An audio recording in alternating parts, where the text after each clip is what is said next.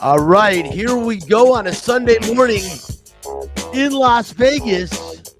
Just after 8 o'clock, I'm Brian Feldman, and this is Out of Line. We are here live same time every Sunday on Fox Sports Radio, 98.9 FM and 1340 AM, flagship of the Vegas Golden Knights, coming to you live from the Wisden, basically at the 95 and Jones Boulevard in Las Vegas, because we have been booted from the Fox Sports Residential Bancorp studios until further notice due to COVID protocol. I've been saying it so much, Spencer, and I'm getting it wrong. And back with me today, live here in the Wisden, of course, is Spencer the Wiz Ostrovsky. Nobody beats the Wiz. Nobody beats the Wiz. Worthy of his own theme music and completely recovered from COVID-19. Been social distancing the past couple of weeks. That's why last week we were in my office doing the show. Of course, also producing the show and social distancing as well. Back in the Fox Sports Residential Bancorp studio is Chris Magnum Chapman, who, aside from producing a number of shows at Lotus Broadcasting, is also the locker room reporter for the Vegas Golden Knights Radio Network and the pre-game show host on ESPN, the leader in Las Vegas of UNLV Rebel football. And Mags did a great job yesterday. Some pretty cool stuff. Really good interview with John Sandler. We'll talk about that in a little bit. The voice of the Runnin' Rebels basketball team for many years now on the Rebels Radio Network. Also, the show is streaming live on the LV Sports Network. That's this show, and you can watch the show on Facebook Live. The page is called Outta Line. That's OUTTALINE. And you can follow the show on Instagram and Twitter. The handle at Outta Line Fox LV. Pretty simple. Since we are live, your calls and questions are welcome. The Fox Sports Residential Bancorp studio line is 702-876-1340. Hi, this is Bubby, and it's time for What's on Tap. What's on Tap is brought to you by title sponsor Residential Bancorp. Whether purchasing a new home or refinancing the home you already own, Residential Bancorp is the company you can turn to for all your home financing needs. Residential Bancorp, funding America one neighborhood at a time, now offering $2,500 free to everyone and anyone who qualifies for a home purchase loan in the state of Nevada. Call 702-964-5720. On tap, the Vegas Golden Knights, 2 games under their belt, 1-1. How's it looking? Well, we're going to talk about that on Nightcap in a few minutes. We're also going to talk about Marc-Andre Fleury, who did something last night that might have caused a little bit of deja vu from last year. What am I talking about? We'll stick and stay, and you'll find out. Also on tap, we'll be talking a little bit of Major League Baseball playoffs today during Fact This, and UNLV still winless. Yesterday looked different, but same results. We'll talk about that as well with Mags. Of course, he'll join us for that segment. And also, we are going to be joined a little bit later in the show by former Redskin. He was a Redskin at the time. You can say the Washington football team now, but Jay Schrader, also a Las Vegas Raider, but he was an Oakland Raider back then. And the guy's got a Super Bowl ring, but playing for both Washington and Vegas. Of course, different ownership when Jay was playing. Al Davis was still alive and owned the Raiders when he was playing for them. And I believe it was Jack Kent Cooke that owned the Redskins, the Washington football team at the time when Jay played, but maybe not. We'll find out. I'll talk to him about that in a few minutes. The Raiders do play today in Denver against the Broncos after all the controversy this week about Jon Gruden. We'll talk about that as well. And of course, week 6 matchups. There's some good ones. Huge upset in college football yesterday in the Big Ten. The number 2 seed or number 2 ranked team fell. So that opens the door for another team like Cincinnati, who is looking more and more like they will be in the college football playoffs this year. We'll talk about that and maybe a little bit more. Again, that is what's on tap. If you are looking to buy a home or to refinance the home you currently own, choose a company you can trust. Residential Bancorp, funding America one neighborhood at a time. And right now, once again, Residential Bancorp is offering Nevada home purchasers $2,500 absolutely free, no catch, in to help with their closing costs for anyone and everyone who does qualify for a home loan purchase in the state of Nevada. Again, call 702-964-5720.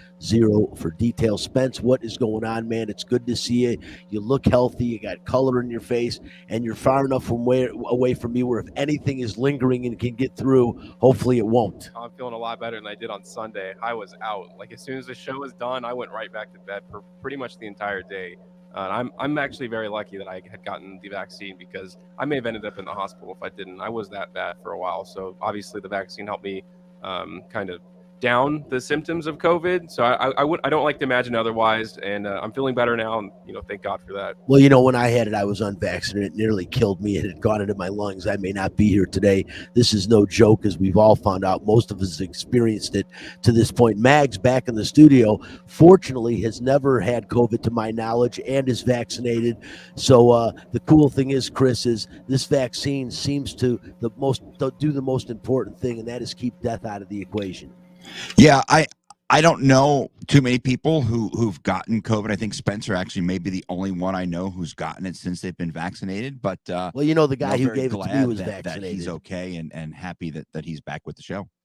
Yeah, absolutely. Well, the guy who gave it to me, my good friend Ben Jennings in Houston, he was vaccinated and gave it to me, and he actually had it worse than I can't say worse than I did, maybe for a day worse than I did. I had it really, really bad, and I recommend, hey, everyone, just follow protocol, man. Get it done, and make this world a safer place. At least that's on the surface what we're being told. And until I see otherwise, I'm telling you, be all over that vaccine like a hobo on a ham sandwich. My opinion and my cliche. All right, enough of that. Let's get to Nightcap, man. We definitely have a lot to talk about there. Hockey players, as you know, are warriors. They don't give up. They come to play every game. It's time for Nightcap, a cupful of the Vegas Golden Knights. From highlights to interviews to special events, the puck starts here. And before we get into the Vegas Golden Knights, Chris, and talking about how you said, although the preseason should not be indicative of what you're going to see in the regular season, right now it seems like a carryover. The Vegas Golden Knights, regardless of the shuffled lineups in the preseason, didn't play a full 60 minutes in any one of those games, ended up under 500, and we'll talk about that in 1 minute. But I want to start the show talking about something that happened yesterday. Marc-Andre Fleury had a chance to play against his other former team, the Pittsburgh Penguins, Chris. I don't know if you saw it, but with under 12 minutes to go in the first, I should say under 12 minutes into the game in the first period, Fleury had already given up 4 goals. He was pulled from the game. And Chris, it looked like deja vu. He had a gaff behind the net again. Almost the exact same thing. Threw the puck into the side of net. Pittsburgh picked it up. A very, very easy goal, which was mind-blowing for Drew O'Connor, who just the easiest goal of his career without question. Chris, what is this? I mean, it looked like I didn't see the game. I only watched the highlights, but they even talked about it. That it looked like Marc-Andre Fleury was not only just a step slow, like almost nonchalanting a bit, and that is so un-Marc-Andre Fleury-esque. Yeah, he misplayed the puck, as you mentioned, behind the net, and it looked like he started to go to play the puck, and then he kind of realized, this probably isn't the spot to do it. There were some Penguins closing in on him. He then decided to go and play it, and he had the gaff. And I think that was the second goal of the night that he gave up. But, man, rough go for him last night in Pittsburgh. He was pulled in that game. The Blackhawks, a team that went out and they really tried to make a big splash this offseason, brought in Seth Jones. He hasn't exactly looked like himself yet either in the Windy City. And, you look at what the Blackhawks did on Friday night. They lose in overtime to the New Jersey Devils, and it was Jack Hughes with a phenomenal game-winning goal to shake out the backup goalie, Lehkonen. Look, for Chicago, they have some questions early on. I think, the play of Fleury last night was worrisome because he played really, really good in Pittsburgh with the Golden Knights. I think he actually got a shutout there in 2019 when he was playing as a member of this team. So, it could be a lot of things. Maybe one of the big question marks with the Blackhawks was their defense. And I think in front of him, he doesn't exactly have the same type of caliber players that he had with the Golden Knights. But I'll tell you, last night was not a really good endorsement of Marc-Andre Fleury. I think he'll bounce back. Look, we all know he is a true professional. He'll bounce back. He'll be fine. I hope, in their next game, because I really like Marc-Andre Fleury, and I wish him nothing but the best. And I hope he has a really good season, but last night, not a very good night for him.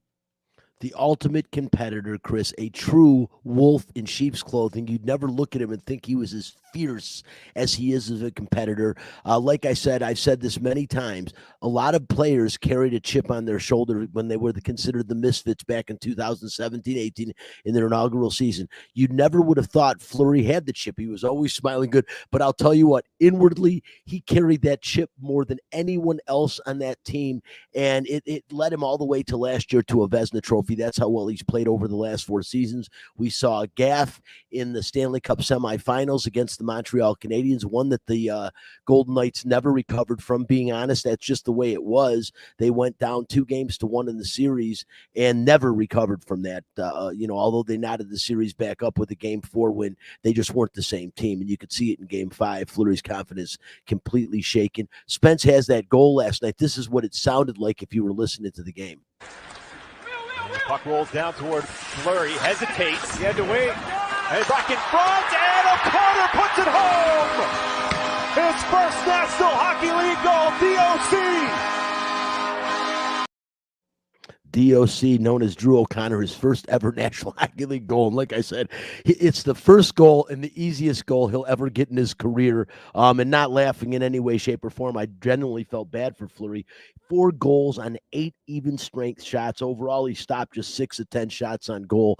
That is not going to cut the mustard. We know Fleury's better than that. I don't care if he's 38 years old. I think Marc-Andre Fleury will have a decent season. Hopefully, he'll use this as motivation, but he's got to stop that, man. He has got to play a full game, and not just because he's a seasoned veteran, as seasoned as it comes. You cannot nonchalant a puck behind the net, and that's 2 times inside of 2 seasons that he's done it. Once at a crucial time in the playoffs, and again last night. Really, it shook his confidence, and 2 more goals came shortly after that, and you get pulled in the first period. Not a good thing. Chris, moving on to the Vegas Golden Knights, they nearly blew a 3-goal lead in their season opener last week against the expansion Seattle Kraken. People out there, we know in Vegas, number one, that an expansion team that comes in by themselves like Vegas is not a brand new team loaded with a bunch of young players. This is a team loaded with veterans, not as talented as the Vegas Golden Knights were when they had their inaugural season in 17-18, but the Kraken are going to be in most games that they decide to be in. They've got a great goaltender, as they know. They picked up Colorado's goalie from last year. This is a team that can play hockey and will win some games and might even contend for the 4th playoff spot in the Vegas Golden Knights division, which I think is the weakest in hockey. Although the LA Kings surprised me with a big 6-2 win in their second game over the Vegas Golden Knights, where they just did not look good, Chris. And losing Pacioretty and Mark Stone, and I'm laughing about I'm so tired of it. In the NFL, they have to tell you what the injury is. In hockey, anything below the waist, if you get one of your nuts crushed, it's a lower body injury, and that's it, and that's all they're going to tell you. And DeBoer is one of the most tight-lipped guys when it comes to the injury report anyways. But, Chris, you got to be a little bit concerned, even though it's only 2 games in. Well, I mean, we can't push the panic button, right? We can't overreact to 1 game, but there certainly is, I think, cause for concern, because you've already got essentially you were only rolling 3 lines in those first 2 games because of injuries to Nick Waugh, Brett Howden, and William Carrier. Now you lose Pacioretty for, it sounds like, about 6 weeks. And we don't really know the status on Mark Stone. We've heard day to day, and they're evaluating him. The evaluating part still sounds a little concerning to me, because until we know for sure exactly how long he's going to be out, we don't really have anything to go on. It's a good stretch for the Golden Knights to have basically a week off, because they played on Thursday against the Kings, and they don't play again till Wednesday. So 6 days in between games for them. Hopefully they're able to get a couple more guys back in the lineup, specifically William Carrier, who we believe was in concussion protocol, and we're not sure the status of Nick Waugh or Brett Howden. But clearly this is a team that, if you are missing those 3 guys, Howden, Waugh, and Carrier, as well as Stone and Pacioretty, for this upcoming homestand, look, they got 3 games in a matter of a couple days. They've got the Blues on Wednesday, the Oilers on Friday, and then the Islanders come into town on Sunday. If you are missing those 5 guys, and we know for sure they're going to be missing at least one of them, your number one goal scorer, if you're missing that many players, you're basically going to have, at this point, you've got the misfit line, Chandler Stevenson, and then you've got the third line of Nolan Patrick, Evgeny Dodonov, and hopefully Matthias Janmark is out of COVID protocol because he hasn't played yet this season because he's been in COVID protocol. We know he's vaccinated, but we also know that he's now in protocol. So it's one of those things where the Golden Knights are really, really going to have to find some type of spark from hopefully one of the guys that they're going to call up from Henderson. We saw 3 players make their NHL debut in the first 2 games. Jonas Romberg, Peyton Krebs has already played. Romberg was one of them. Pavel Dorofeyev and Jake Leschyshyn, who also made his debut for the Golden Knights. So we've had 3 guys make their NHL debut in 2 games. Peyton Krebs only played in his 7th NHL game on Thursday night. That 4th line of Krebs, Leschyshyn, and Romberg, they played pretty admirably in that blowout loss to the Kings. They didn't allow a goal when the 3 of them were on the ice. And a real positive for them was Keegan Kolesar. He led the forwards in ice time, and that was including also having served a 5-minute fighting penalty. So Keegan Kolesar is a guy who had a really, really good camp. He really seemed to come on the end of last season. And a lot of people, look, you put your memory cap on and you look back to last season, the Golden Knights refused to option him to Henderson because they knew they were going to lose him if they did. He's proven them to be right. I think he's only got one place to go, and that's up.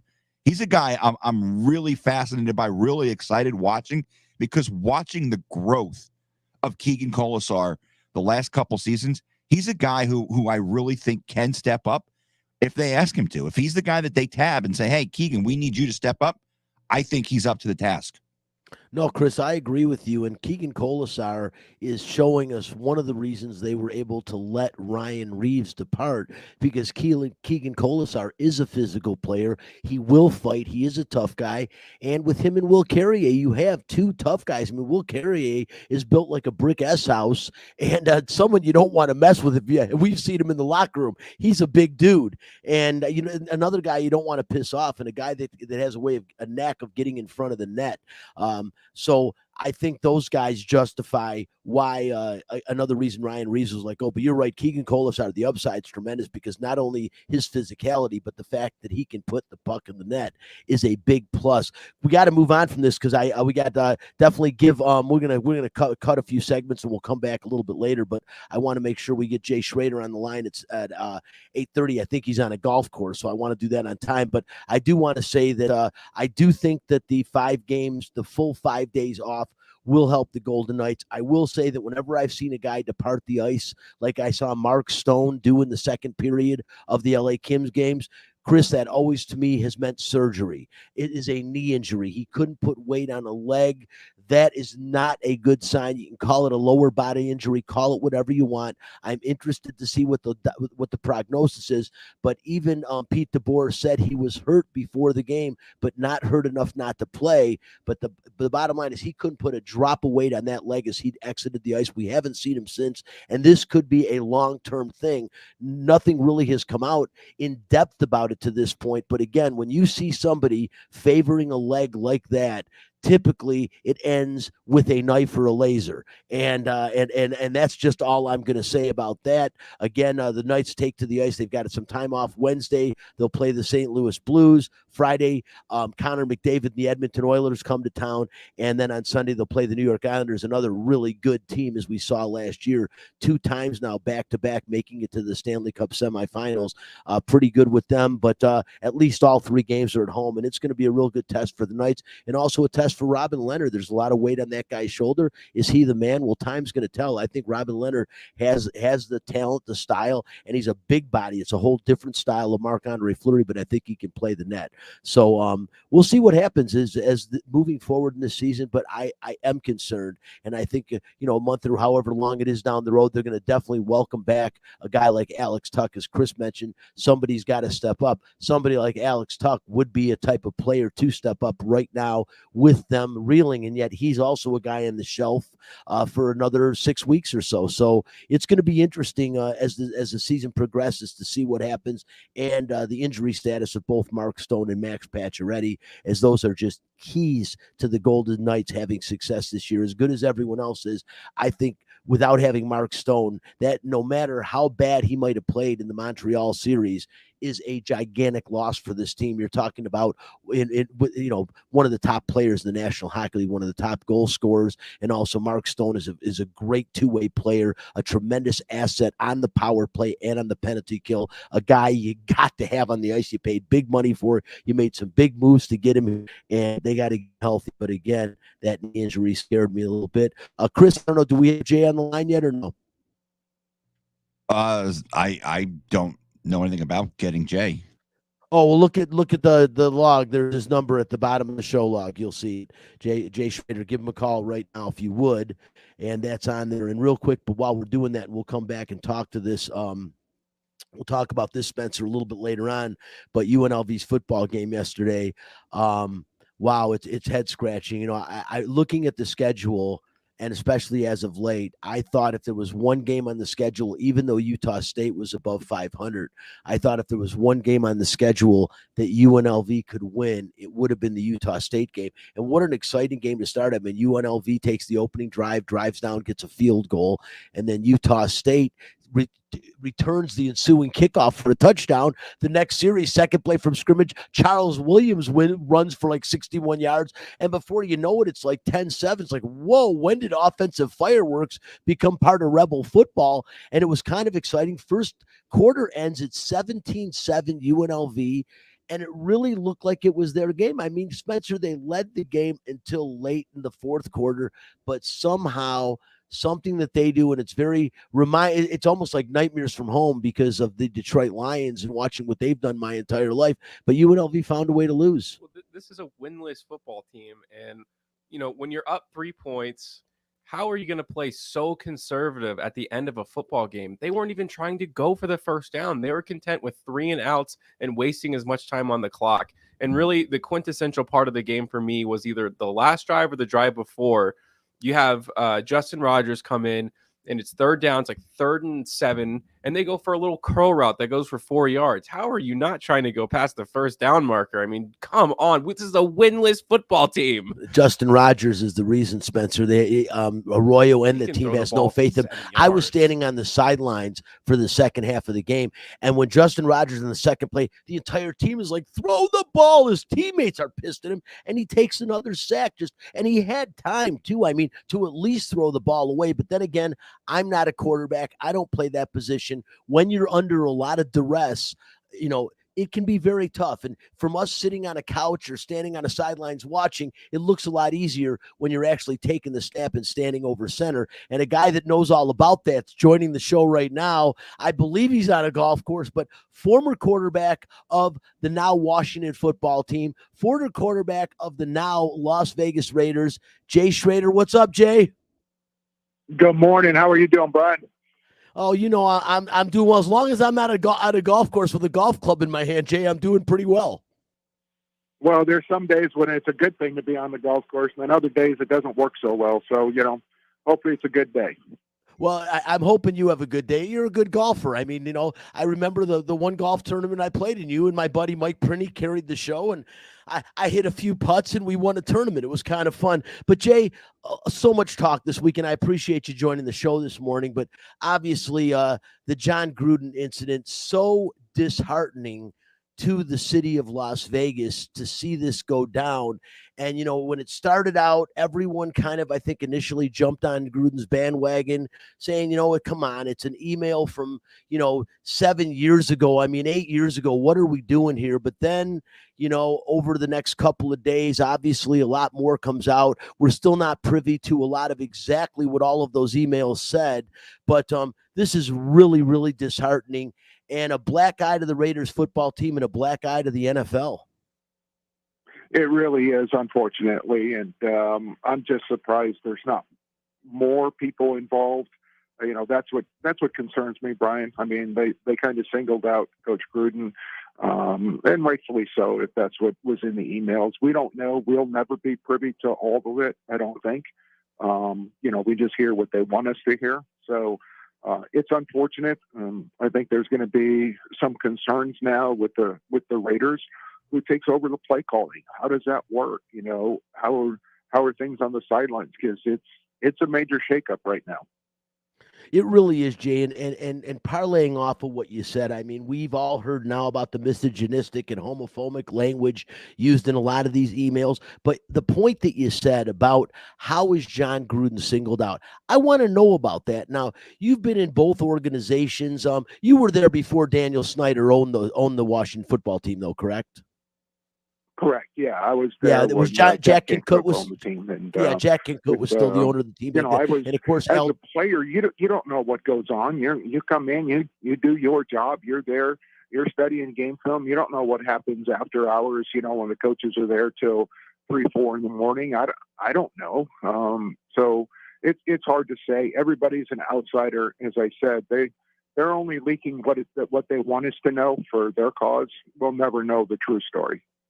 Well, yeah, and that's what I was saying. It seems to me, and this is from an outsider, and knowing a little bit, I mean, we've got a little bit more of the inside track, that, the NFL has a little issue with Jon Gruden, maybe more specifically Roger Goodell. And obviously we heard in the accusations, we haven't actually seen those emails, but he had some, we'll say, unkind things to say about Roger Goodell. Not that other people don't, but it just seems to me like they were out to get him. I mean, Daniel Snyder's involved in all these civil suits right now, but those things get tied up in litigation and in court forever, but nothing big. And Jon Gruden is just this tremendous fall guy. In no way am I trying to say Jon Gruden's some type of a martyr. He doesn't deserve that moniker based on everything we know, but it still is kind of head scratching that, this goes on and one guy, and they're not even investigating Jon Gruden or the Raiders, and somehow he's the fall guy for the Washington football team.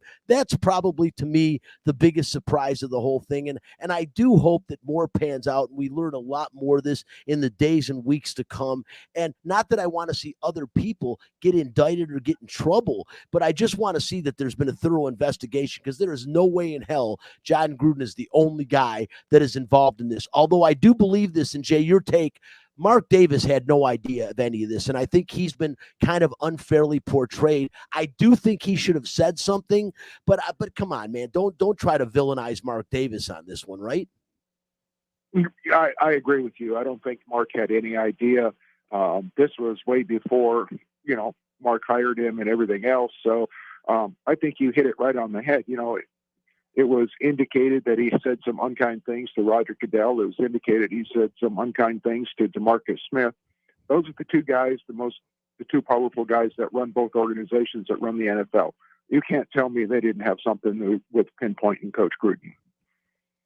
No, I agree, Jay. Yeah, and that, like I said, I think as time goes on, this will become clear. The picture will clear, it'll become a little more clear to all of us, and we'll see what went on. But Jon Gruden's days are definitely done. Whether intentionally or unintentionally he was vilified, this guy will never work again in any of these industries. And I again, I can't say I feel bad for him. I'm still kind of numb and in shock over the whole thing. I didn't see this coming. This was truly a silent freight train, I think, to all of us. Jay, this Raiders team now, being a former player, I'm sure you've dealt with plenty of controversy in your life and your career, but as a football team, how do you band together? I mean, I know it's cliche-ish, and I get tired of that. Hey, you next man up, but in this case, it's next coach up, and this is a big deal. It is a big deal, and I went through this when they fired Mike Shanahan and hired Art Shell, and our first game was, chaotic because we went from Mike Shanahan calling plays to one coach calling the running plays, one coach calling the passing plays, and then sending it through Art Shell, the head coach, for final approval. And it was a mess. We burned 3 timeouts in the first quarter. That's what I'm going to be interested to see. How much of this do they put on Derek Carr? How much freedom do they give him now to call plays and, to change plays? Because you got a whole new set of play callers coming in. So the offense is going to have to try to just band together and see what they can do, piece it together, and hopefully it'll work out. What do you think watching this team, your personal opinion? I mean, the intestinal fortitude, Derek Carr, no longer, you can say, he's got 30 years old now, so he's been in the league a little while. He's a veteran. I mean, they're going to look to him to lead the offense. Bisaccia, I mean, special teams coach. These guys really have they've got players from every unit, so they do kind of have their hands all over the cookie jar of the team. But this is really, like it's head shaking. Can Derek Carr, the veterans on this team, lead him? Can Bisaccia do a good enough job this year? I've had questions about Mike Mayock from the very beginning. But that's my opinion, and you know what opinions are like, Jay. But what do you think? I mean, your opinion of what's going to become of this team this year? Well, you hit it on the head. It's up to the players now. It's up to the players to band together to figure it out. This chaotic week. It'll be interesting to see how they play today in Denver as they come together. It's up to the veterans. It's up to Derek Carr. It's up to the older guys on the team to step up and rally everybody together and say, hey, look, this has got to bring us either closer together or it's going to destroy the team. So it's going to be an interesting rest of the year. No question about it. Surely is. He is Jay Schroeder, former NFL quarterback, the Washington football team, the Oakland Raiders, and they all had different names back when you played. As things move around and change. But Jay, finally, last thing, there's another grudge match coming up here in I think next month. The next time Denver actually turns around and comes back here to Las Vegas, you going to be a part of that this year? Yeah, I'll be out there playing. It's a lot of fun. Yeah, it'll be when Denver comes and plays the home game here. We'll have our celebrity grudge match, go out and battle it out on the golf course. It's always a good day to go out and play golf. Well, it's a lot of fun, and I'll play this year. Jay, if I play on your team, don't beat me up like you did last year. At least we won, right? Well, at least we won. I mean, you made one putt, I think. So, hopefully this year we play together, you can make 2. I'll need more alcohol. He is Jay Schroeder. Jay, we really appreciate you joining the show. Hit him long and straight today, and we'll talk to you again soon. Thanks. Have a great one. Again, Jay Schroeder, appreciate him joining the show. And Chris Spencer, we'll open this up for a little bit of conversation as we were all kind of, as I said, Spence, I'll start with you. My analogy, it was like a silent freight train. I mean, I don't think anyone could have seen this coming. And, but it came, it went, and it's a big storm, a $60 million costly storm for Jon Gruden, maybe a little bit more since he backloaded that $100 million contract a bit. I don't think Gruden's going to be hurting for money the rest of his lifetime, but he'll be hurting for popularity. That's for damn sure. Well, they may have had like a back end deal. He may not have missed on all of it. They may have had like a leaving kind of thing where he gets some of the money, maybe half. Those are the kind of money. Him and Mark Davis worked something out behind a closed door when Davis gave him an option to either resign or get fired. And him and Gruden talked and said, "Hey, let's do this. That happened. There's some kind of hidden he didn't clause. Just leave it all on the table. He didn't stop making his checks. He got some sort of exit deal. But it's unfortunate, but it is time to move on. And honestly, I'm kind of glad to be done with the nostalgia train that the Raiders were trying to run, drafting Henry Ruggs. Hopefully Mike Mayock is gone too. It's like, let's not worry about getting the fastest receivers anymore or the hardest hitting players. That is such an old fashioned 1984 Raiders philosophy. Let's get Eric Bieniemy in, and let's get a fresh face at the GM position too, and give the power to the GM. Like, who knows how much Mike Mayock even has had to say. I don't want to give this guy free reign because we've had disasters at first round picks. So, let's try to get everything right social wise, but let's get the team right too, first of all, because this is going to be a disaster season. This isn't a very good roster. We don't have a wide receiver one, and it's really starting to show now. You got a 4th round pick. Brian Edwards is the number 1 receiver. He's dropping wide open passes. So, whatever happens this season, they'll win probably 6, maybe 7 games if they're lucky. But I'm worried about, Eric Bieniemy has that kind of the same offensive flow. It's going to be the Travis Kelce, can be Darren Waller. You got the Tyreek Hill on the team. So you got the system in place that he can work with. He's got to be the number 1 priority. Otherwise, I don't know who's going to leave this team next year. Chris, and wrapping this conversation up, what I will say with the Raiders is if you go back to 2018, Jon Gruden's inaugural season with this team and what he's done with the draft picks, all starting with the departure of Khalil Mack because they wouldn't pay him. And then, of course, they spend draft picks trying to get guys to replace Khalil Mack. That has been Clelin Ferrell, is an example of how disastrous they have been. Most of his good draft picks have come in the later rounds, like Hunter Renfrow, Brian Edwards as Spencer just mentioned, but in the early round, Max Crosby, a great pickup out of Eastern Michigan. But for the most part, his draft picks have been a bust to this point. Even Alex Leatherwood, people felt came way too early in the draft at 16 or 17, wherever he was picked. They've already moved him to guard.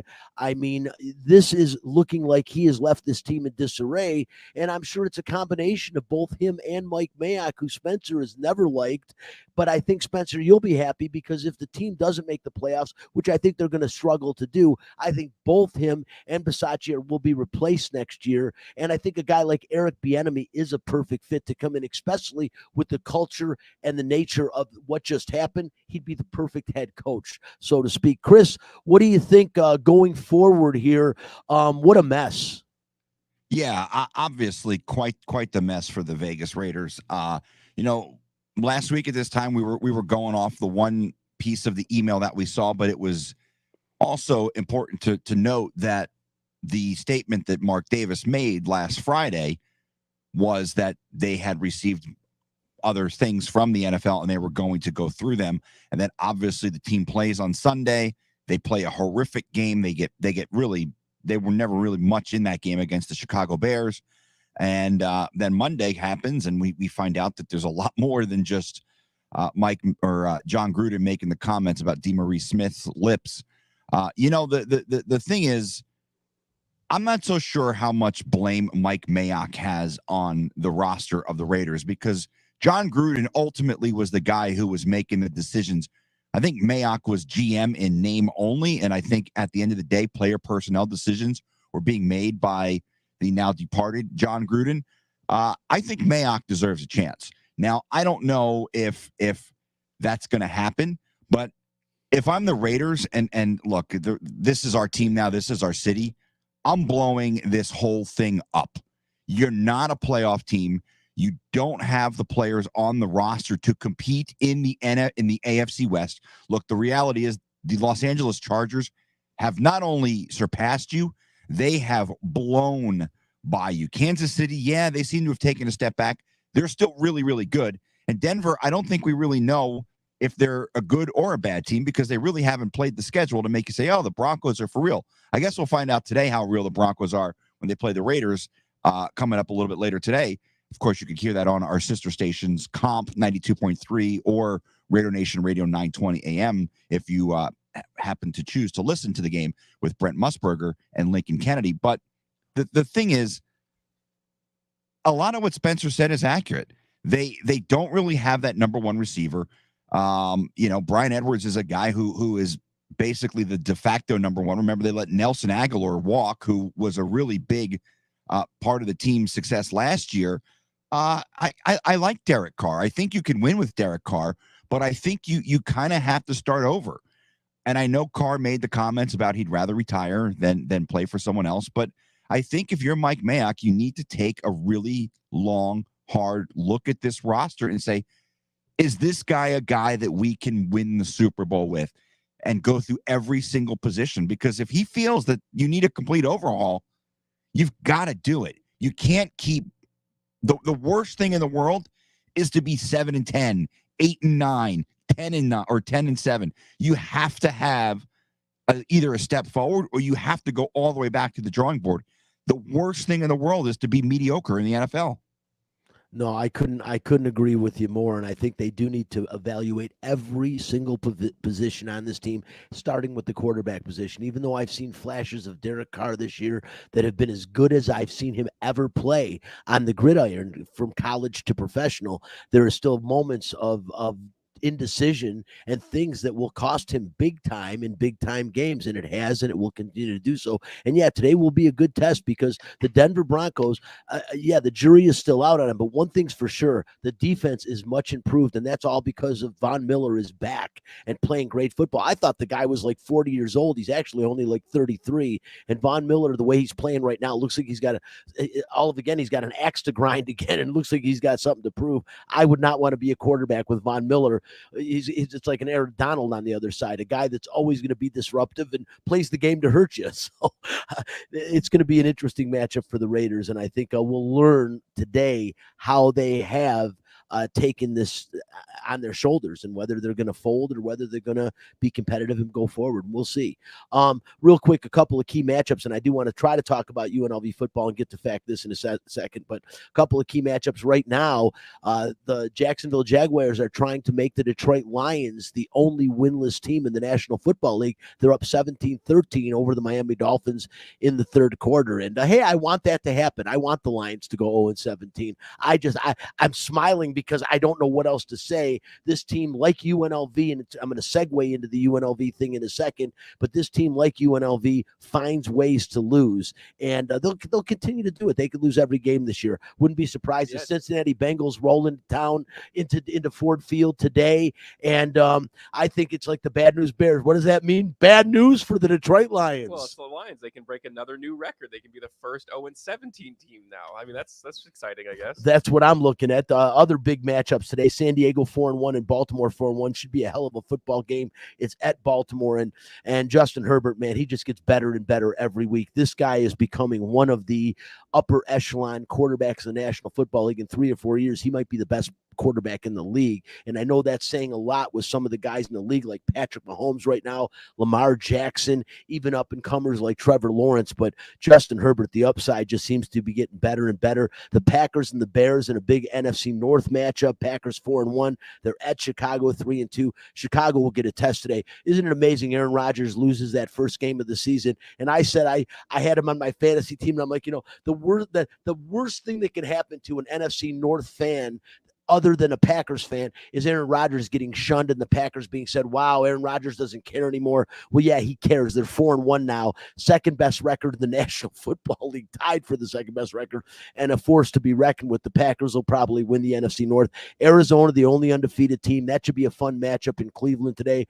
They're 3-2.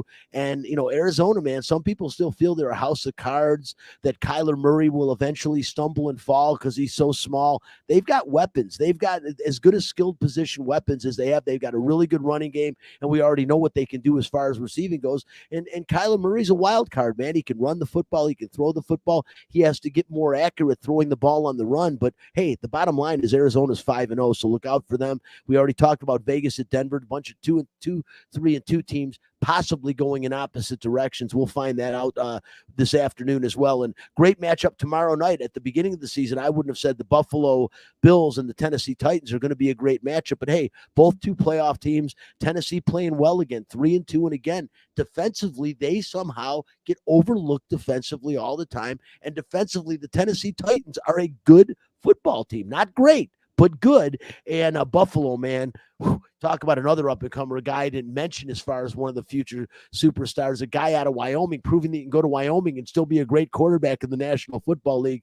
I mean, this team, this quarterback, Josh Allen, is really something special, man. A lot of fun to watch for a guy as big as him. And he's so cerebral. I love listening to him. He listens to Frank Sinatra and Sammy Davis Jr. before the game. Talk about an old soul and a guy that's pretty intelligent upstairs. That's Josh Allen. Fun things. Real quickly, we won't have time to go into UNLV very much, other than, again, they lost. They're 0-6, 0-12 now under Marcus Arroyo. And many thought yesterday, as I said earlier, might be the best chance for the team to win a game this season. They didn't. They found a way to lose it.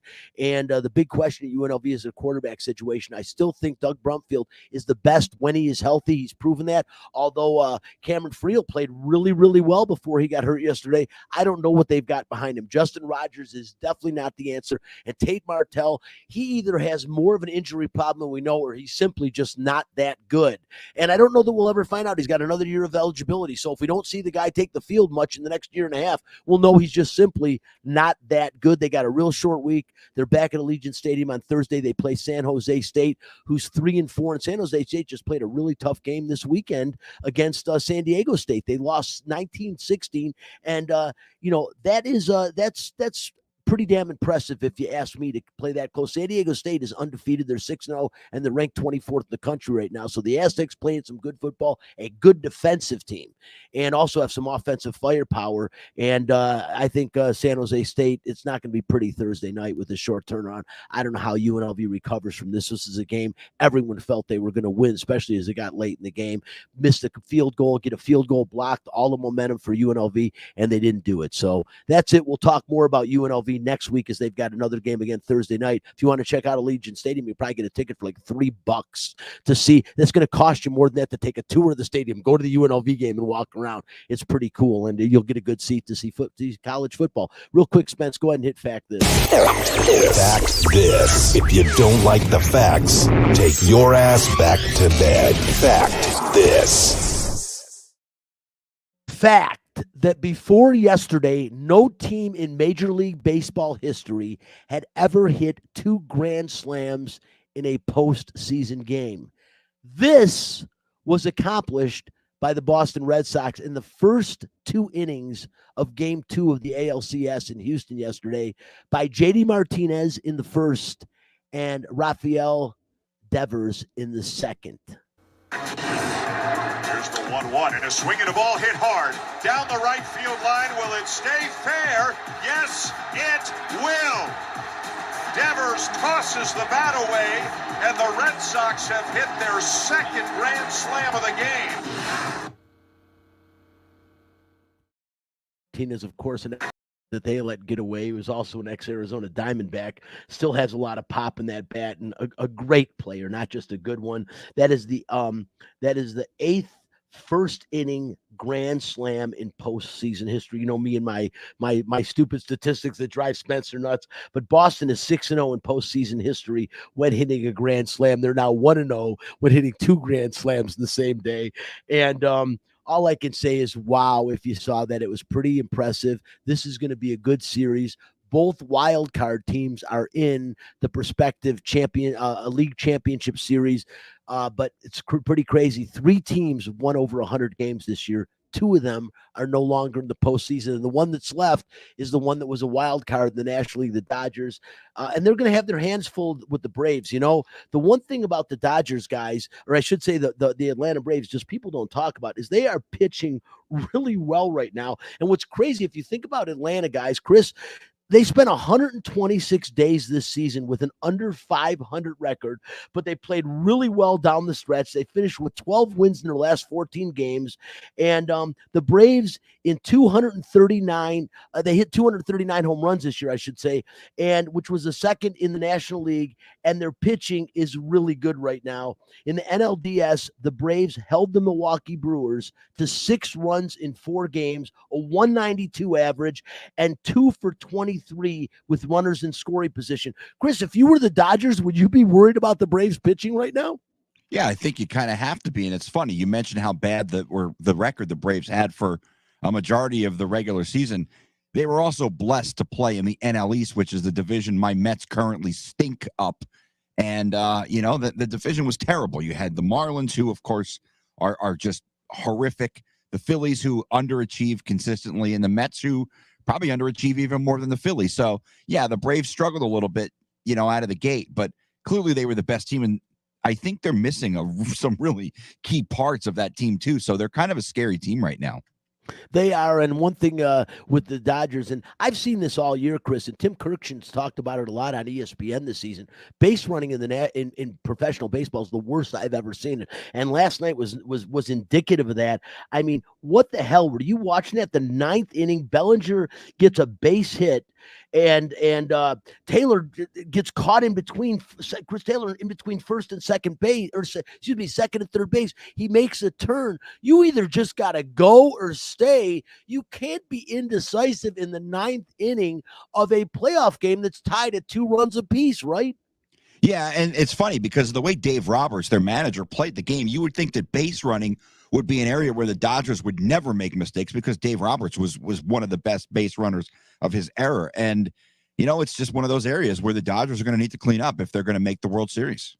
It is. Game 2's today at 4:30. Max Scherzer, who wasn't supposed to start today, is going to go head-to-head against Ian Anderson, who has pitched tremendously for the Atlanta Braves. And as much as you would think that is advantage L.A. with Scherzer, which it is, the advantage is not nearly as big as you think it would. Ian Anderson is no slouch, and this Braves team knows how to win it. We've been seeing that, especially towards the end of the season. They're as hot and as good as anybody in baseball, and don't be shocked if they end up winning this series against the Dodgers. It's going to be cool, and either whoever comes out of the National League, I'm pulling for. I cannot stand the Red Sox, and I mean, I don't think there's anyone outside of the city of Houston that likes the Houston Astros. So, hey, we like Dusty Baker, but that's as far as I'm going to go there. I mean, Altuve's a great hitter. He never needed to wear a whiter. We'll leave it at that. We're out of time. This is Out of Line. I want to thank Jay Schrader for joining the show today. Of course, as always, my co-host and our social media director, Spencer the Wiz Ostrovsky, and back